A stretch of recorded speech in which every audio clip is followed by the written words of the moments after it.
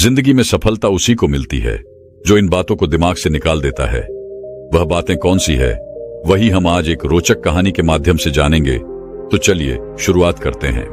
एक बार एक शिष्य अपने गुरु से कहता है, गुरुदेव, हम सभी इंसानों के पास 2 हाथ, 2 पैर, 1 दिमाग और 24 घंटे का समय होता है, लेकिन फिर भी कुछ लोग सफलता की ऊंचाइयों को छू लेते हैं, लेकिन ज्यादातर लोग जिंदगी भर असफल और गरीब ही रह जाते हैं। तो आखिर ऐसा क्यों होता है गुरुदेव? गुरुदेव ने मुस्कुराते हुए कहा, आदतों की वजह से आदतें हैं इंसान को सफल या सफल बनाती है। एक असफल और गरीब व्यक्ति जिंदगी भर ऐसी आदतों को अपनाई रखता है जिन आदतों को दुनिया के सबसे सफल और अमीर व्यक्ति जीवन की शुरुआत में ही छोड़ देते हैं। शिष्य ने फिर प्रश्न किया, वह ऐसी कौन सी आदतें हैं गुरुदेव जिसे दुनिया के सबसे सफल और अमीर व्यक्ति जितना जल्दी हो सके छोड़ने का प्रयास करते हैं? गुरु ने थोड़ा गंभीर सा उत्तर दिया, आज मैं तुम्हें ऐसी 9 आदतों के बारे में बताऊंगा जो दुनिया के सबसे सफल और अमीर व्यक्तियों में नहीं होती, और अगर इनमें से कोई भी आदत तुम्हारे अंदर भी है तो उसे आज ही छोड़ दो। पहली आदत, जब कोई बात कर रहा हो तो वह उसे बीच में टोकते नहीं। यह आदत दुनिया के लगभग हर सफल व्यक्ति में पाई जाती है कि वह सामने वाले को अपनी बात पूरी कर देने देते हैं, उसे कभी बीच में टोकते नहीं। वह सामने वाले की बातों को पूरे ध्यान से सुनते हैं, और न केवल सुनते हैं बल्कि उसकी बातों को समझने का भी प्रयास करते हैं।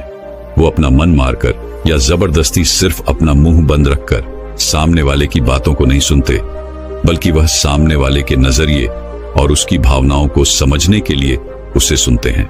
क्योंकि अगर कोई जबरदस्ती अपना मुंह बंद रखकर सामने वाले को सुनने का प्रयास करता है तो उसके अंदर घुटन होनी शुरू हो जाती है, और फिर वह अपने घुटन को कम करने के लिए फिर थोड़ी देर बाद हर बात पर लोगों को टोकना शुरू कर देगा। इसीलिए एक सफल व्यक्ति लोगों की बातों को ध्यान से सुनने को अपनी आदत बना लेता है, लेकिन ज्यादातर असफल लोग लोगों की बातों को ध्यान से सुनते ही नहीं, और अगर सुनते भी हैं तो सिर्फ सामने वाले की बातों का जवाब देने के लिए। लोगों की बातों को ध्यान से न सुनने और उन्हें बीच में ही टोक देने के 2 बड़ी नुकसान हैं। पहला, अगर सामने वाला कोई महत्वपूर्ण बात कर रहा है और हम उसे बीच में टोक देते हैं तो हो सकता है कि वह उस बात को ही भूल जाए, या फिर वह इसे अपना अपमान समझकर उस बात को बताए ही ना, और हम एक महत्वपूर्ण सूचना से वंचित रह जाएं। दूसरी आदत, सफल और अमीर लोग अपनी गलतियों, अपनी नाकामयाबियों के लिए किसी दूसरे को दोष नहीं देते। मैं सफल हो जाता लेकिन मेरी किस्मत ही खराब थी, आज मैं बहुत आगे बढ़ चुका होता, लेकिन मेरे माँ बाप ने मुझे ठीक से पढ़ाया ही नहीं, मैं कमाल कर देता, लेकिन मेरे घर वालों ने मेरा साथ नहीं दिया। यह जो दूसरों पर आरोप करने की आदत है, यह व्यक्ति को थोड़ी सी खुशी तो दे सकती है, यह उसके घमंड को ही बढ़ा सकती है, लेकिन अंततः यह व्यक्ति को असफल बना के रखती है। ज्यादातर लोग अपने आलस्य, डर और निकम्मेपन को छुपाने के लिए दूसरों पर आरोप तो लगा देते हैं, लेकिन अंदर ही अंदर उन्हें पता होता है कि सच्चाई कुछ और ही है। लेकिन जो सफल और अमीर बनते हैं वो अपनी गलतियों और सफलताओं की जिम्मेदारी खुद लेते हैं और उनसे सीखकर आगे बढ़ जाते हैं। तीसरी आदत, सफल और अमीर लोग कभी भी खुद के बारे में नकारात्मक नहीं बोलते और ना ही खुद से नकारात्मक बातें करते हैं। दूसरे लोगों को उनके बारे में जो बोलना है बोलते रहे, लेकिन एक सफल और समझदार व्यक्ति कभी भी अपने बारे में ना तो नकारात्मक बोलता है और ना ही सोचता है। अगर नहीं हो पाया तो मैं असफल हो गया, तो मैं तो हमेशा ही गलतियां करता रहता हूं, मैं उसके लायक नहीं, मुझसे नहीं हो पाएगा, मेरी किस्मत ही खराब है।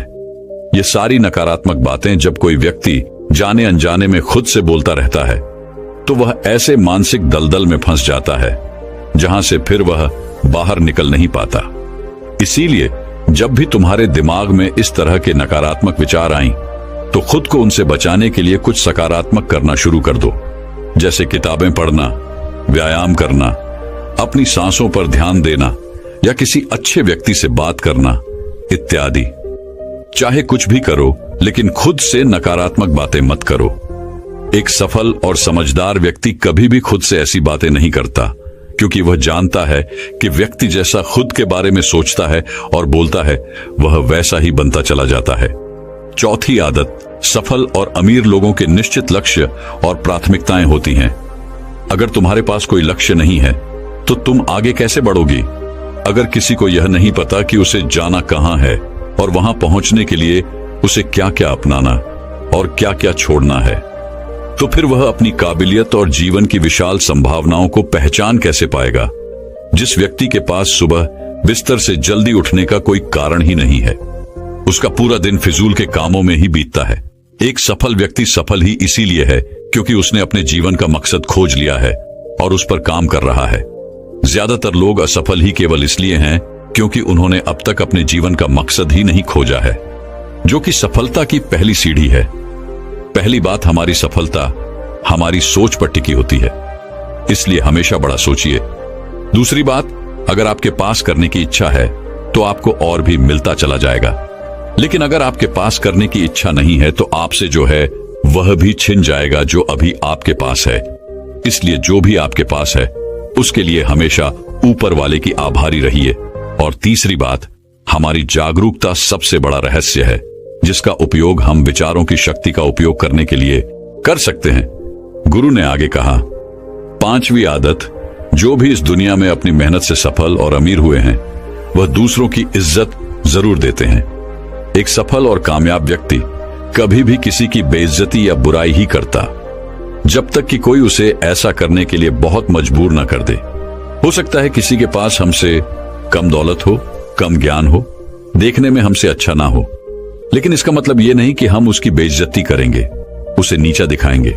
चाहे वह घर का नौकर हो, छोटा बच्चा हो, कोई भी खादी या कोई भी हो, एक सच्चा सफल और समझदार व्यक्ति कभी भी उसे नीचा नहीं दिखाता और अपनी सामर्थ्य अनुसार उसकी मदद करने का प्रयास करता है।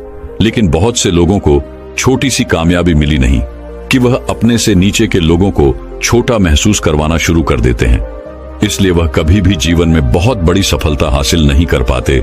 लेकिन जो लोग अपनी मेहनत से कामयाब होते हैं, ऊपर उठते हैं, वो कभी भी किसी को छोटा महसूस नहीं करवाते। छठा काम जो सबसे सफल और कामयाब लोग कभी नहीं करते वह है टाल मटोल करना। आज के काम को कल पर टालना। अभी मन नहीं है, मौसम अच्छा नहीं है, रात में कर लूंगा, सुबह जल्दी उठकर कर लूंगा, कल कर लूंगा। इन सभी बहानों से सफल लोग कोसों दूर रहते हैं। वो बहानेबाज नहीं बल्कि कर्मशील होते हैं, काम को तुरंत खत्म करने पर भरोसा रखते हैं।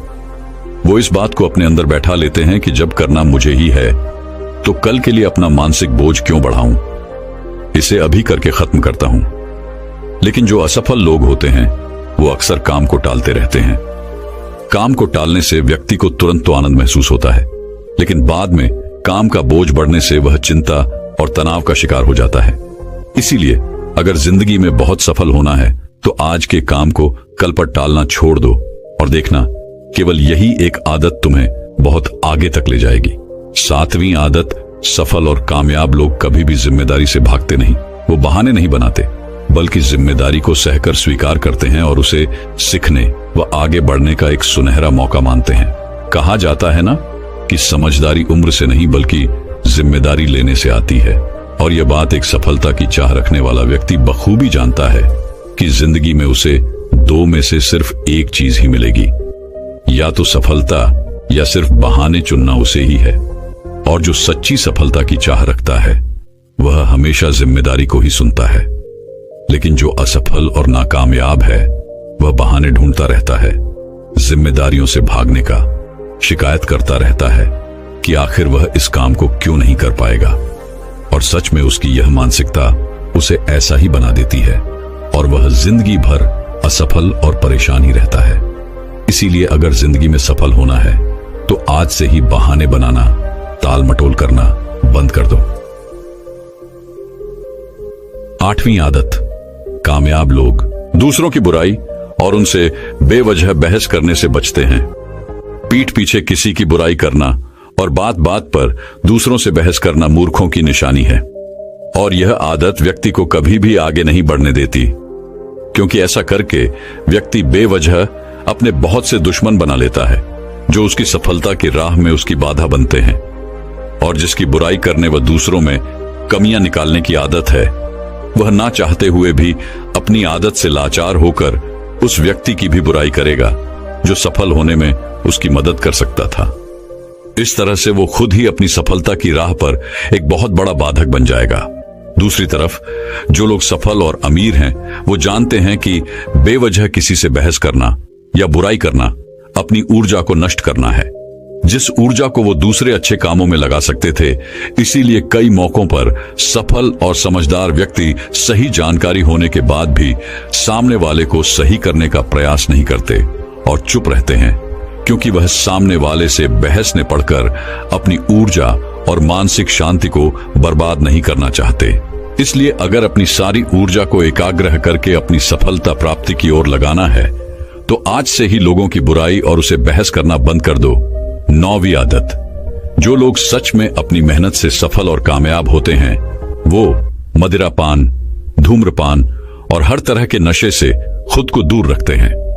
आखिर यह मदिरापान और धूम्रपान लोगों को देता क्या है? यह उन्हें कुछ समय के लिए हर तरह के तनाव और चिंता से दूर ले जाकर शांति अनुभव कराता है।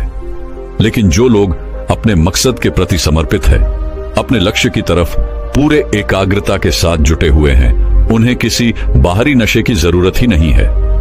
उन्हें अपने काम में ही नशा आता है, अपने काम में ही शांति मिलती है। ये सब नशे तो उनके लिए हैं जो अपने काम को टालते हैं और मानसिक अशांति का शिकार हो जाते हैं। फिर उस शांति को वो न सीधे पदार्थों से प्राप्त करने का प्रयास करते हैं, लेकिन वो वहां भी असफल ही रहते हैं। इतना कहने के बाद गुरु मौन हो गए और शिष्य की आंखों में देखने लगे। शिष्य समझ गया कि गुरु की बातें पूरी हो गईं, इसीलिए उसने गुरु को प्रणाम किया और वहां से चला गया। तो दोस्तों चलिए अब एक और सफलता से जुड़ी रहस्यमय कहानी की शुरुआत करते हैं। एक गुरु अपने कुछ शिष्यों के साथ एक जंगल के किनारे अपनी कुटिया बनाकर रहा करती थी। एक सुबह उन्होंने देखा कि उनका एक शिष्य अपने हाथ में शेर का एक नवजात बच्चा लिए उनकी तरफ भागा चला आ रहा है। यह देखकर गुरु समेत आश्रम के बाकी सभी शिष्यों को बड़ी जिज्ञासा हुई। वो सभी बड़ी कोतवालिता के साथ गुरु के नजदीक आने का इंतजार करने लगे। गुरु के समक्ष आते ही उस हिस्से ने गुरु को प्रणाम किया और कहा, गुरुदेव, आज सुबह जब मैं जंगल में लकड़ियां काटने गया तो रोज की तुलना में थोड़ा अंदर तक चला गया। मैं वहां जंगल में एक झाड़ी को काटने ही वाला था कि तभी मुझे उसके पीछे से किसी के गुर्राने की आवाज सुनाई पड़ी। मैं डरकर वहीं एक पास की चट्टान पर चढ़ गया, लेकिन तभी मुझे उस झाड़ी में से ये नवजात शेर का बच्चा निकलता हुआ दिखाई दिया।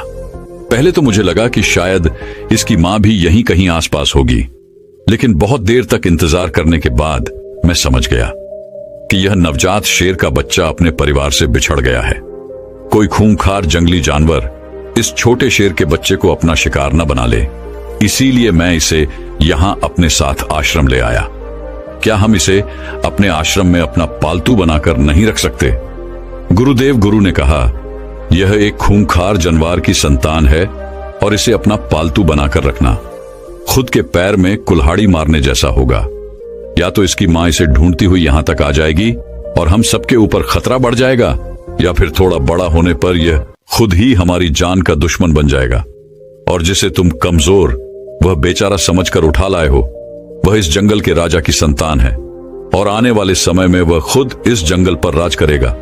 यह जंगल उसका घर है और तुम उसी जंगल में उसे सुरक्षित बता रहे हो।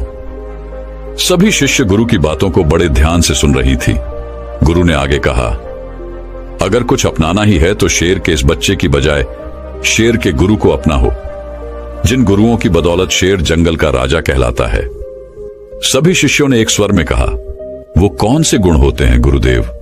हमें उन गुणों के बारे में जानना है। गुरु ने मुस्कुराते हुए कहा, आज मैं तुम्हें शेर के उन 7 गुणों के बारे में बताऊंगा, जिनको अगर तुमने अपना लिया तो तुम भी एक राजा की तरह जियोगी। शेर का पहला गुण है एकांतवास, यानी एकांत में रहना। शेर जितने घातक होते हैं वो उतने ही शांत और गंभीर भी होते हैं।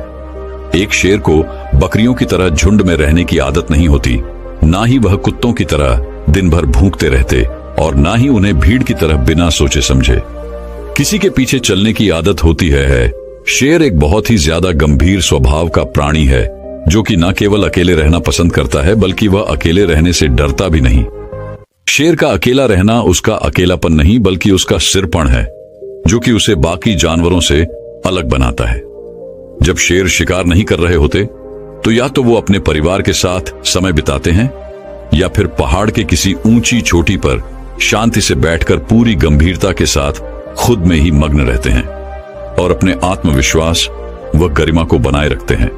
उन्हें दूसरे जानवरों से बेवजह उलझने की आदत नहीं होती और ना ही वह जंगल के दूसरे जानवरों से ज्यादा घुलते मिलते हैं।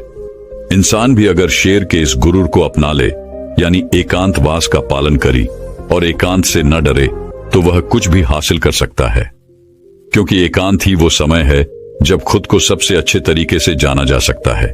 लेकिन अक्सर इंसान सामाजिक जीवन जीते जीते उसका इतना आदी हो जाता है, दूसरे लोगों पर इतना निर्भर हो जाता है कि फिर वह अकेले कुछ भी करने में सक्षम नहीं रह पाता और असफल हो जाता है।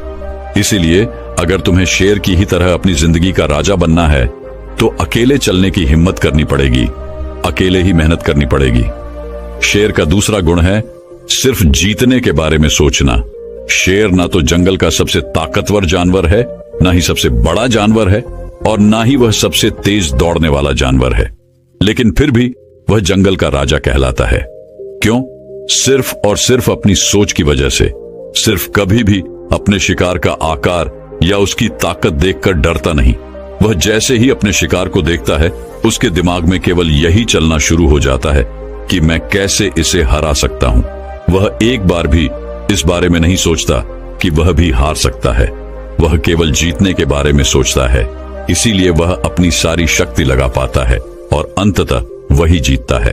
तो एक शेर को शेर बनाता है उसका जीतने का नजरिया। इंसान भी अगर शेर की तरह अपनी काबिलियत पर शक करना बंद कर दे और पूरे आत्मविश्वास के साथ अपने मन में जीत की सोच लिए लक्ष्य का पीछा करे तो वह कोई भी लक्ष्य हासिल कर सकता है और बड़ी से बड़ी समस्याओं को भी मात दे सकता है। बस जरूरत है तो अपने नजरिए को बदलने की और एक जीतने वाले नजरिए रखने की। गुरु ने कहा, शेर का तीसरा गुण है सीखना। शेर का बच्चा भी बचपन में उतना ही कोमल और अबोध होता है जितना दूसरे जानवरों के बच्चे होते हैं, लेकिन शेर के अंदर बचपन से ही एक ऐसा गुण होता है जो चाहकर भी उसे दूसरे जानवरों जैसा नहीं बनने देता। वह उनकी तरह नहीं जी पाता और वह गुण है सीखना। शेर का बच्चा बचपन से ही सीखना शुरू कर देता है। वह अपने माँ बाप की हर गतिविधि को बड़े ध्यान से देखता है और उनसे सीखता रहता है। वह सीखता है कि छलांग कैसे लगाई जाती है, शिकार कैसे किया जाता है, खुद को ताकतवर कैसे बनाया जाता है, तेज दौड़ कैसे लगाई जाती है। भले ही वह छोटा होता है, कमजोर होता है, लेकिन उसकी नन्ही आंखें सब कुछ देख रही होती हैं और सीख रही होती हैं। इसी तरह हम सभी को भी अपनी जिंदगी में जितना जल्दी हो सके, जितना ज्यादा हो सके, सीखते रहना चाहिए, क्योंकि सीखना ही वह गुण है जो व्यक्ति को दूसरों से आगे और निरंतर चलायमान रखता है। दुनिया के सबसे सफल और महान लोग हमेशा सीखने के लिए उत्सुक रहे हैं और हर दिन कुछ ना कुछ नया सीखने का प्रयास करते रहे हैं। ध्यान रहे, चाहे तुम्हारी उम्र कितनी भी हो जाए, लेकिन सीखना कभी बंद मत करना, किसी भी उम्र में, कहीं पर भी और किसी से भी।